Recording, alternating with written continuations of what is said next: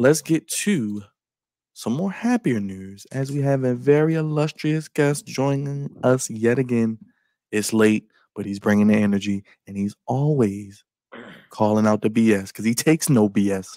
Boston's finest. He's going to talk about his Celtics #1 seed. He's going to talk about his rebuilding Patriots. He's going to give us the hot takes. He's going to call out the BS, as I say.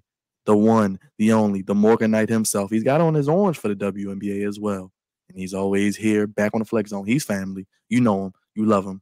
Back again, Shane, Jamal, Hector, extraordinary. What it do? Shane, what is up, my brother? How you feeling? Welcome back. Oh man, it's good to be back. It's just been as you guys know, I've been very, very busy finally getting my studio together, just getting some last pieces, and then the show will be back on very, very soon. I'm very excited about it. Our brother Paul Williams, shout out to him, helping me with that. And then just coaching football. As you guys know, I coach for the Howard County Terps now. I coach the 9-year-olds. So I'm pretty excited about that. I'm now the defensive coordinator for them. So I'm pretty excited. I can't wait for the flag season to start, and then the regular season will start. We'll be doing some things like pretty big. So, and then watching this WNBA draft just now, this was a night. Real quick, Shane, before we get into it, you a DC. Before you ask a question, I gotta ask a question to Shane. What the hell was Angel Reese wearing? Was she trying to be Mother Teresa out there?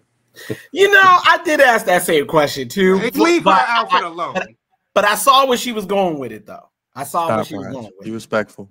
Yeah, I am being respectful. Well, since we're on the WNBA, Shane, I will start with that because you got the orange on. I know you and Paul. Shout out to Paul. We gotta get him back on here. Shout out to Paul. We gotta get him back to talk WNBA.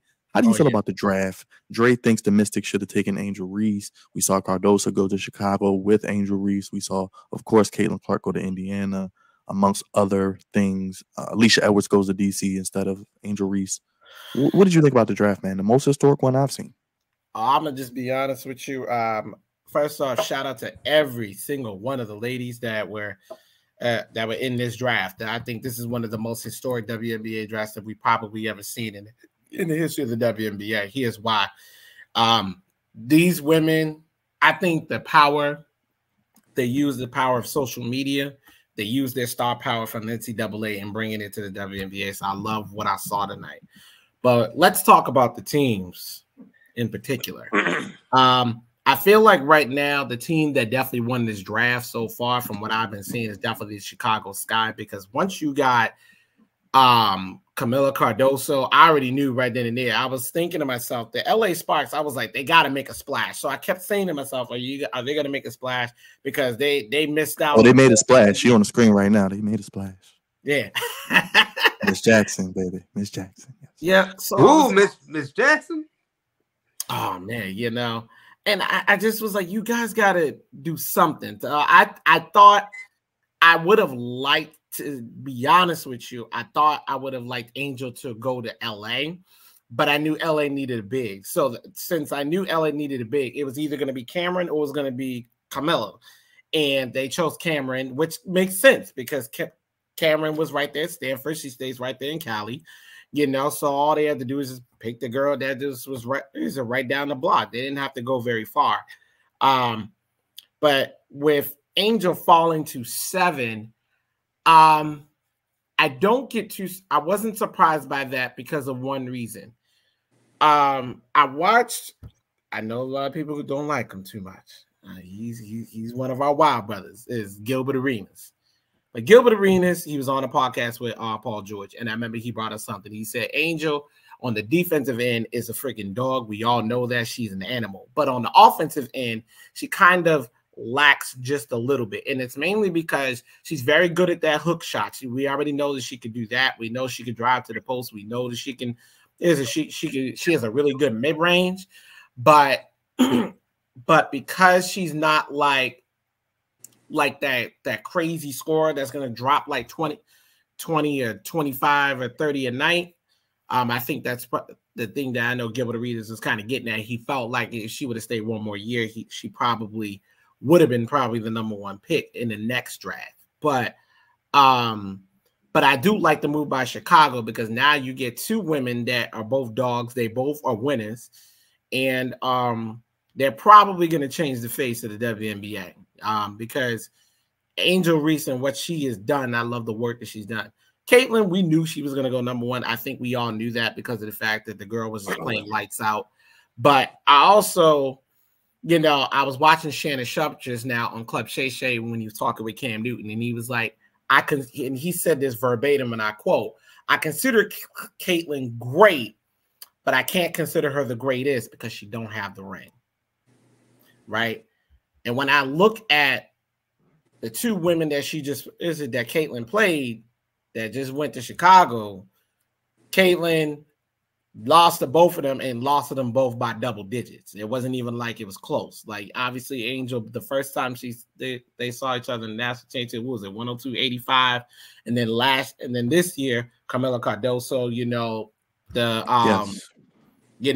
they went to work in South Carolina, put an end to that. And so now you had two back-to-back national championships where you lost by double digits.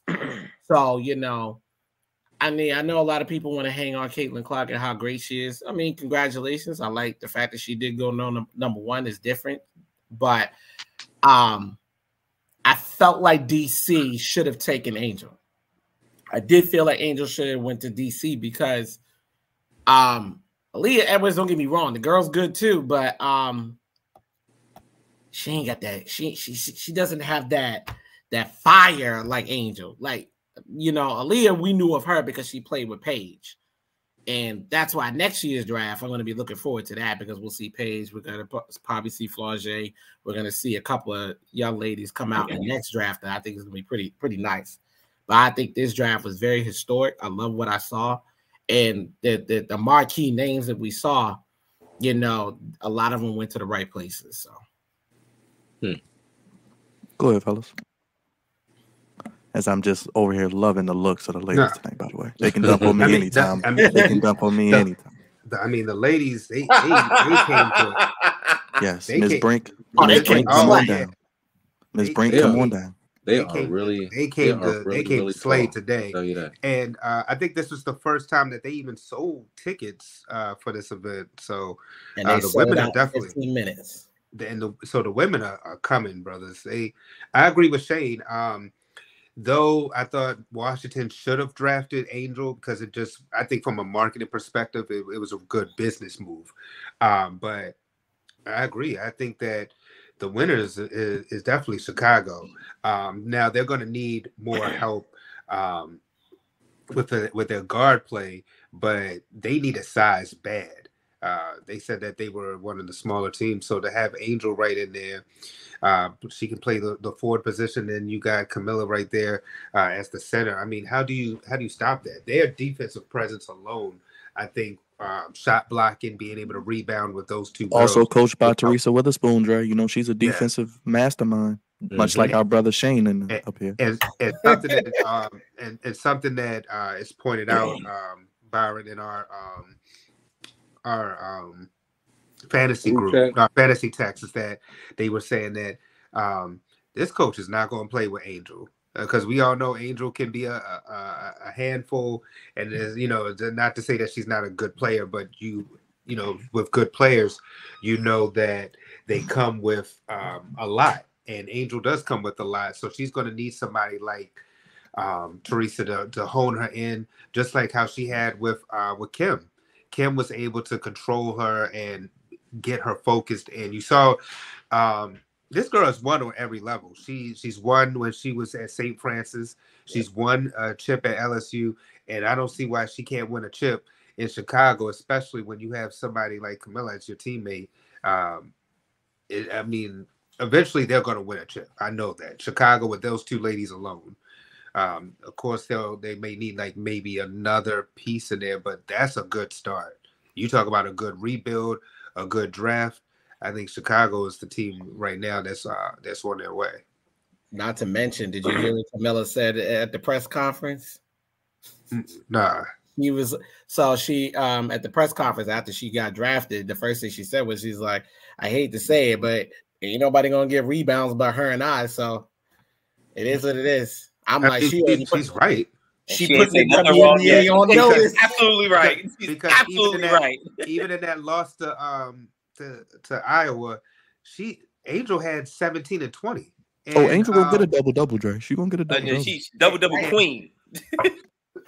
And Camilla in the championship game. Mind you, Angel did that when she was hurt because she got hurt that game and still put up a double. Mm-hmm. And in the championship game, Camilla was giving them girls Iowa. She was giving them work. Yeah, them Iowa girls. She was giving them work too because she had a double as well. So yeah, she's right. That's what I said. I don't know how you're gonna. It's gonna be hard to get off any shots because Angel is a good shot blocker, and then Camilla with her side, she definitely you ain't getting that paint. You're just not getting that paint. You might as well if you don't have a Caitlin Clark type of shooting night from 30. I mean, because there's just no point to get in that paint with those two big bodies right there. Well, I love me some Diana Taurasi, but I'm going to just say it plainly. See, the thing about the WNBA, what I've come to realize is because I've seen this movie before. I want to see what that first game looked like for Caitlin. I want to see how much rush she gets off in that first game, which is going to be next month. Because the thing is they're playing, they're playing in the WNBA. These some grown women that they are all waiting. Okay, they waiting. They waiting on Caitlin. Okay, if we're gonna be honest, they are waiting. You saying that some Brittany Griner's ready to give a little elbow check, Shane? Like in the park? I'm trying to tell you because like that first game they're gonna play the Dallas Wings. There go your boy, right? The Fever. So the Fever. So Indiana, they're gonna have that first game. I'm just like, okay, that's cute, But the game that I'm not looking forward towards, and this is the game that I think everybody should kind of tune into, is when they play Chicago in Chicago. That's the game I want. Oh yeah. Sold out. It's finna be sold out, brother. That's sold out right now. I think they're in the same division, right? They will be in the same division, right? Yes, they are. Yeah. So that's why, for me, that's the game I think we all need to see, and I can't wait for that. Because, bro, that rivalry is not gonna. If we thought it was gonna stop in college, nah, I ain't gonna stop there. That joint is gonna follow its way.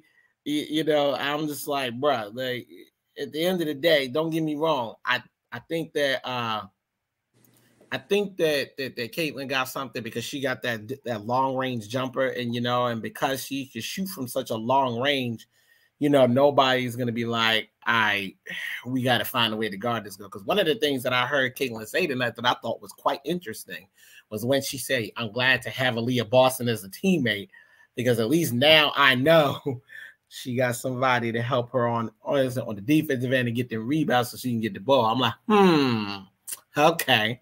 Now I know why you wanted to be with her. Come on, Shane. At Iowa, man, she played with a bunch of less than talented individuals. Yeah. So I mean, except for the lady with the nice pigtails. I mean, we all know it was Caitlin a bust. We already know that. I think that's been, but see that's where I felt like. Don't get me wrong. I think that Caitlin is one of the greatest players that we will ever see, but I also have to look at this, and I'm not gonna knock the girl leadership, but I also got to ask the question. The question has to be asked to me: if you went to back-to-back national championships, back-to-back, and you lose both times, and the first thing that everybody says is, well, Caitlin didn't have a team. The question should be, is Caitlin making her teammates better? Yeah, that's a fair. Yeah, I mean, that's fair.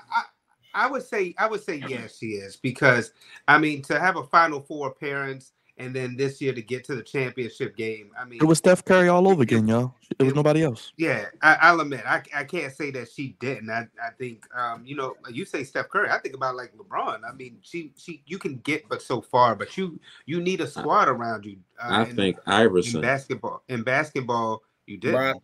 But I think that did you not watch that? Did you watch the UConn game? Because we both know that UConn game, that was the game she should have got clapped in that one. But she should have. We all know. We all know what happened. So, but I mean, she got. It's basketball, but I do think that, like you said, now that Angel could have went and stayed another year, yes. But by Angel coming out this year, it further gives you that story of this being maybe the greatest draft class we'll see in the WNBA. You know, we'll see down the road what happens. The most lucrative draft class you'll see in the WNBA. The most lucrative. Look, hey, Raj, we still talking about the NBA 03 draft class. So I mean, we'll see what happens. And you still got the best player from that draft class still playing. But Goat James. But no, but I think honestly with the Angel and Caitlin continuing that into the WNBA, and then that good point that you had, Shane, about Boston being right there to go ahead and with being able to match up with Camilla, and then you have Angel and Caitlin. This is going to be something. And then you said they're division rivals too. This is going to be a good thing for the sport moving forward. I think one thing Caitlin does not get a lot of credit on, or maybe enough credit, is that she is pretty good with her vision as far as passing the ball. So she almost had 1,000 assists before she left college, 950. So I think the idea of her making her teammates better is absolutely valid. But I think she did that because there's no way you can sneeze that, going to back-to-back championships. Now, she just happened to run into two of the best teams in college basketball at the time. So it's no shame in losing to LSU at that time. And it's no shame in losing to the juggernauts of South Carolina, led by Dawn Staley. There's no shame in that. But she does get a bunch of assists because of how good she shoots. So there are going to be other players open. And I'm thinking at the next level, what I want to see is how her and Miss Mitchell, Kelsey Mitchell, at the next level with the Indiana Fever. And with Boston down low, listen, man, guard play means a lot at all levels of basketball. So yeah, they got two guards, Cavante. Good point. Mitchell I think she averaged like 15 points last year. So you got, and then Boston averaged like 15 and 10. She won Rookie of the Year. I mean, Boston is a better version of Cardoso, really. Right. So Indiana, at this point, Indiana just don't have the number one pick again. You know what I'm saying? Like that's at the point that's what Indiana's shooting for. Not to have that damn number one pick again, because you got two back-to-back. You got two great players. There's no reason Indiana should be in the top. But I would say at least not number one, because you got your guards and you got your big lady. So, at this point, y'all should be moving upward. Now, Chicago, my heavens, they did that. That's the best. That's the best of like what you can do in a first round of a draft. Cardoza, Angel Reese, 1, box office. 2, you have back-to-back champions in back-to-back years from each of them respectively. And I was about to say Twin Towers, but we know Cardozo's like 6'7". She got a little bit on Angel Reese, so it's not quite Twin Towers, but you got two ladies that dominated the boards. And we all teams in basketball need a cleanup crew. And I don't see a better cleanup crew than Cardozo and Angel Reese. So Chicago for sure did that. Not to mention, you got to add in the fact that Angel last year, even in his last season, had the most double doubles in NCAA. So it's kind of to me was at least one of the Chicagos got it right. At least the front office in the Chicago Sky, they got it right, because we know the Bears ain't getting. Oh boy. We know the Bulls ain't getting it right. We know the White Sox ain't getting it right. So, and neither of the Cubs. So I'm confused at this point. At least one of the Chicago's got it right. I just want to say this. Shout out to all the ladies tonight at the WNBA draft. This was very class personified, as Byron showed. Most of the ladies in their nice dresses and their nice outfits, being very classy. I love seeing that from our women today. Beautiful. But there's one thing I want to say. Go ahead, Shane. There is a steal in this draft. There's a huge steal. The biggest steal to me right now, the biggest is in this draft, is Deasia Fair going to the Vegas Aces. I'm telling you right now, that's a steal. And I'm going to explain why. Becky Hammond, everybody knows, is a great coach. We know she coached under Coach Pop. We know she was more than capable of coaching the men because a lot of NBA teams were trying to call her, but she decided to take the job at the Aces, and you saw what she did. She got a chip, right? Now, let's fast forward to this draft. You grab one of the top 5 scorers in NCAA last season, one of the top 5 scorers, and on top of that, actually been in the top 5 in scoring for most of her career. And mind you, the girl's only 5'5". She only 5'5", and if anybody knows how to get the most out of a short person who can score, it's gonna be Becky Hammond because she was the queen of that.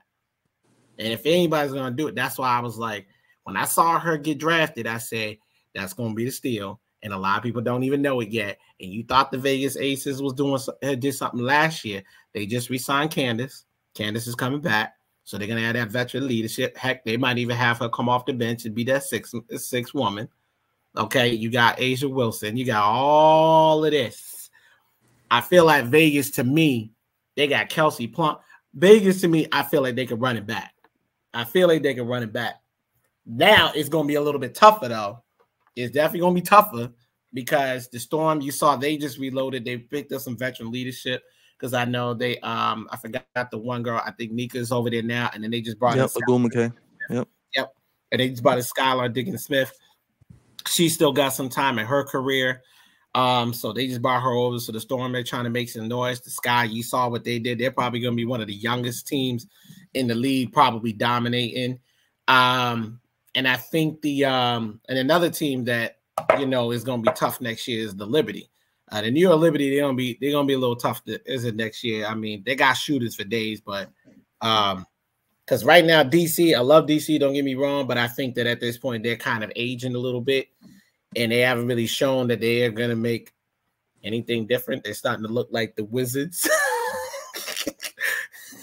Yo, Cavante, I had to say it. I'm right because they starting to look like the Wizards. It's like. Come on now, say it with me. Everybody beats the Wiz. But they had that little streak, after they won the chip, but then it's been kind of going down. So it's like, okay, I get it. It's the age. I'm looking forward to watching WNBA this year.